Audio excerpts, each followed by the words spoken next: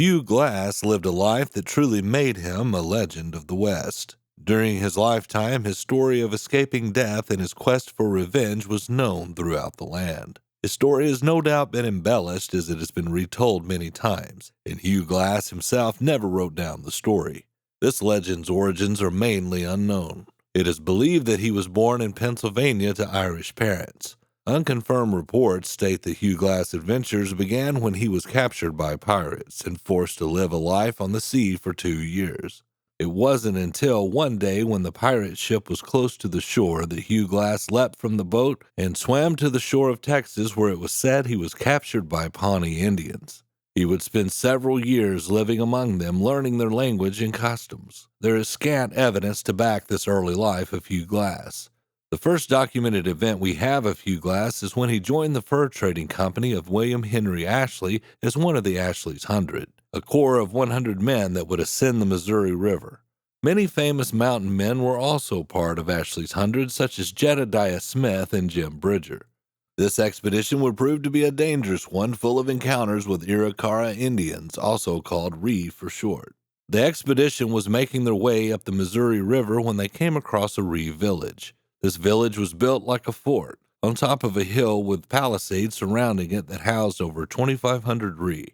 The encounter began peacefully, and through trade and negotiations, the expedition was able to obtain many horses from the tribe. But due to a terrible windstorm, Ashley's men were forced to remain where they were and wait out the storm. During this prolonged stay, the two parties' tensions started to rise, eventually leading to armed conflict. The battle that followed has conflicting reports, but the recognized version goes as follows. At dawn break, there were screams from the lower palisades of the village from Edward Rose. His screams of terror were to warn the party that his companion, Aaron Stevens, had been murdered. Ashley did not retaliate in hopes of recovering Stevens' body. This would prove to be impossible, for the Ree claimed that the body was too mangled and there was nothing left to return. A shootout would quickly follow. As bullets flew, many horses that the expedition obtained from the Ree were gunned down. This provided the only cover on the riverbank for Ashley's men. As some men returned fire, others scrambled to get the boats free and down the river. During the retreat, men from the shore were forced to swim to the boats or be left behind. In just a few minutes, Ashley's 100 were in full retreat.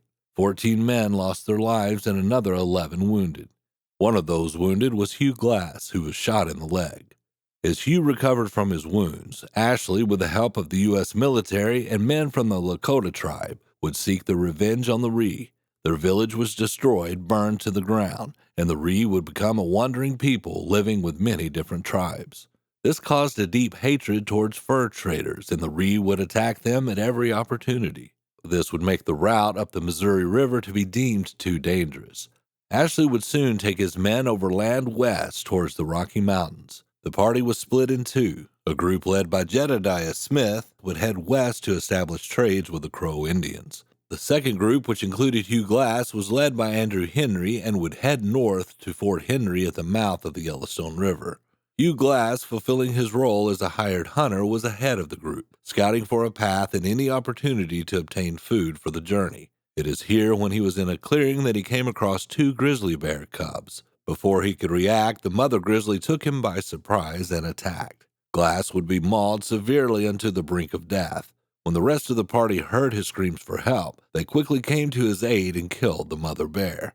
The group did their best to patch his wounds, but they were deep and severe, so they tried to make Hugh Glass' last moments more comfortable. It was believed he would not survive the night. When the morning came, much to the party's surprise, Glass was still alive.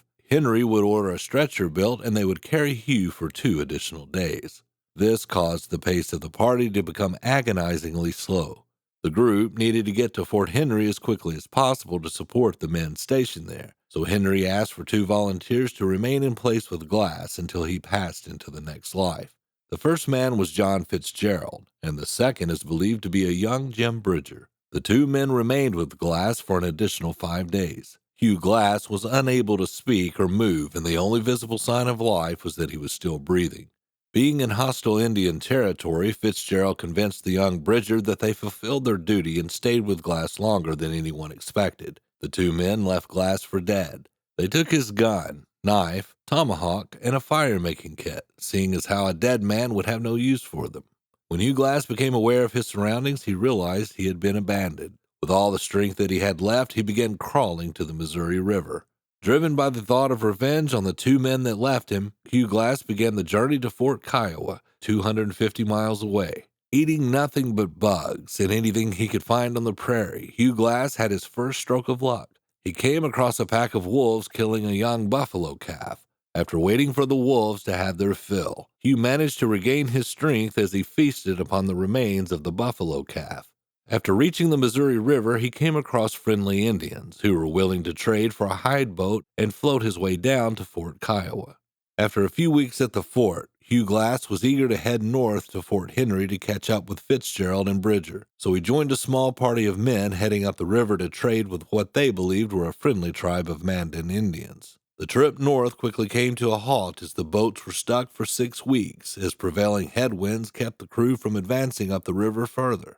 Hugh Glass determined it would be faster to go overland to the Mandan village, so he hopped off the boat and began his walk. This would prove to be a life-saving decision, for within a day of his departure, the party Hugh Glass was with was attacked by Rees, and every one of them were killed. Hugh's luck would save his life again, for as he approached the believed Mandan village, he was spotted by Ree women who sounded the alarm. Ree warriors soon mounted their horses and began charging towards Hugh. Hugh began to flee for his life with little chance of outrunning the mounted foe. But as luck would have it, 2 Mandan Indians believed it would be humorous to deny the Ree their prey, and scooped Hugh Glass up on their horses and took him to the safety of Tilden Trading Post. At this point, Hugh Glass had survived being mauled by a grizzly and 3 separate Indian attacks that claimed the lives of 21 men.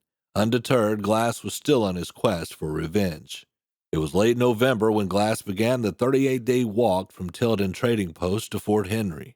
When Glass entered Fort Henry, it was to the astonishment of many of the Ashley's 100. All believed Glass was long dead. Hugh had only one question for the men. Where is Fitzgerald and Bridger? To Hugh's disappointment, only Bridger remained at the fort. After questioning the young Bridger, Hugh Glass forgave him, realizing he was just a young boy, and the real culprit was Fitzgerald. He was told he could find Fitzgerald at Fort Atkinson, a military fort on the Missouri River. An urgent message was in need of being delivered to Fort Atkinson. Hugh Glass, seeking to close the distance between him and Fitzgerald, volunteered for this mission with 4 other men. The men began an overland route until they hit the North Platte River. They made boats out of the hide of buffalo called bull boats and began floating down the river. They then came across a junction with the Laramie River when a group of Indians approached their boat. An Indian chief on the shore was making gestures of peace and speaking in Pawnee, and signaled the men to come ashore. Believing this was a friendly encounter, the men came to shore, left their guns in the boats, and met with the Indians. While meeting with the Indians, Hugh Glass overheard a native speaking not Pawnee but Arikara. Realizing they had walked into a trap, Glass warned his comrades and they made a dash back to the boats. 2 of the men that accompanied Glass were shot down as they made their escape. The remaining 3 men went in opposite directions to improve their chance of survival. Hugh Glass was once again left alone in the wilderness in hostile Indian territory with no guns, no supplies, and hundreds of miles away from the nearest civilization.